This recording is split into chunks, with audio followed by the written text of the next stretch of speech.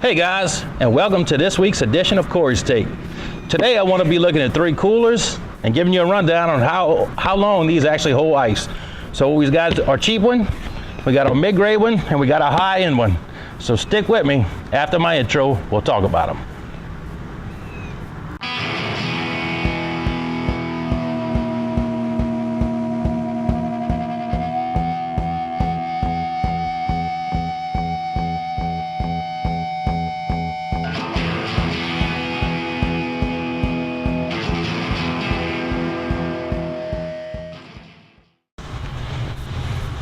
Okay guys, so what we've got is 3 different ice chests. I know they're different sizes, so it's not going to be a real apple to apple comparison, but I really wanted to give you guys a real world idea of how long each type of ice chest will hold ice.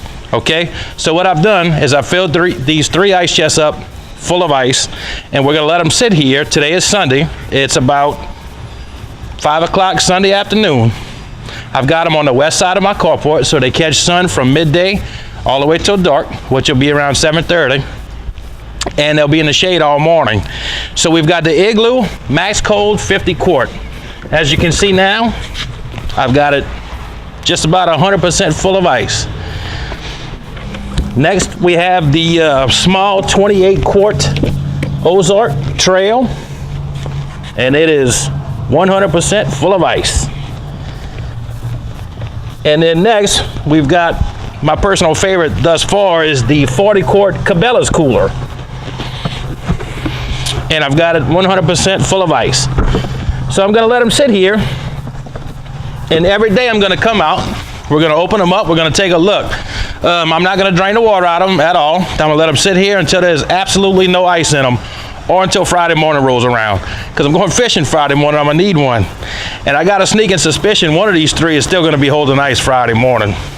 But we're gonna give you a rundown day by day and show you what it's about. All right, guys, see you in a little bit. All right, guys, so it's day 1 of the Ice Chest Challenge.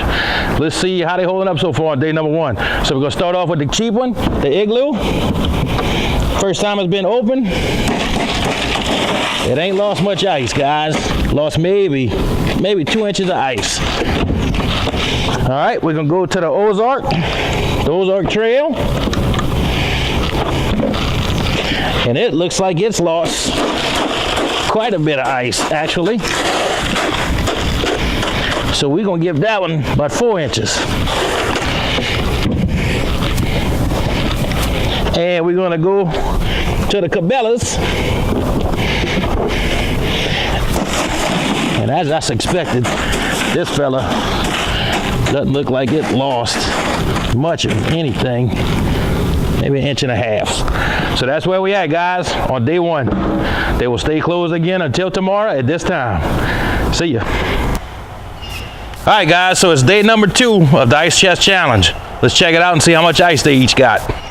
We're gonna go to the cheap Iglue first. Oh, it lost a substantial amount today compared to yesterday. It's down in there. It's lost a good hand's worth of ice. Now let's check our medium grade. Let's check the Ozark Trail. Oh, got water on the top of the ice now. So the Ozark Trail's got water above the ice on day number 2. Now let's check the Cabela's. Oh, and the Cabela's hadn't hardly moved at all. So the Cabela's is down maybe 3 inches from the top. So there we are, guys, on day number 2. I'll see you tomorrow. All right, guys, so today is day 3 of the Ice Chest Challenge, and I'll tell you, it got good and warm today. Right now it's about 82 degrees outside, and it is about 5:30 in the afternoon. So we got good and warm, they got plenty of sun. Let's see what it looks like. Let's check the Iglue. Oh, we got water above the ice in the Iglue today. It's way down. Let's check our Ozark. I'm not expecting there to be much ice left in this little fella. But there is still, as you can see, ice left. Not a whole lot, but there is indeed ice left. Now let's go to the big fella. Or not so much the big fella, but the best fella, I believe. And that has still got plenty of ice, and I don't see the water in it yet. So, day 3, I think we can see how this is gonna work out. The Iglue, it's better than your bottom line Iglue, the Max Cold. It's holding up pretty well. This little fella still got ice 3 days later. I'm pretty impressed. This Cabela's here is looking like it's gonna be the champion. I'm gonna go ahead and end it tomorrow and we'll talk about it. We'll see you. Okay guys, welcome to the exciting conclusion of the Ice Chest Challenge. Now, I just did this video about a half an hour ago, but my neighbor's kids were jumping on the trampoline and screaming and yelling a lot. So you're not gonna get to see me pat down the ice like I usually have been doing for the last few days, but we're still gonna get the point across. So let's check out the Iglue Ice Chest, the cheaper guy. It's still got ice in it. It's actually still got pretty good ice in it after 4 days. Now let's check out our Ozark Trail, our little fella here, which I'm not expecting to have a whole lot of ice in it. And I'm correct. There is very little ice in it, in fact, but it does still have ice in it after 4 days. And let's check out our Cabela's Ice Chest, which I'm expecting to be the champion. And I was absolutely correct. This thing still has a lot of ice. The water and the ice right now are right about level with each other. So, as you can see, it pretty much turned out how I thought it would.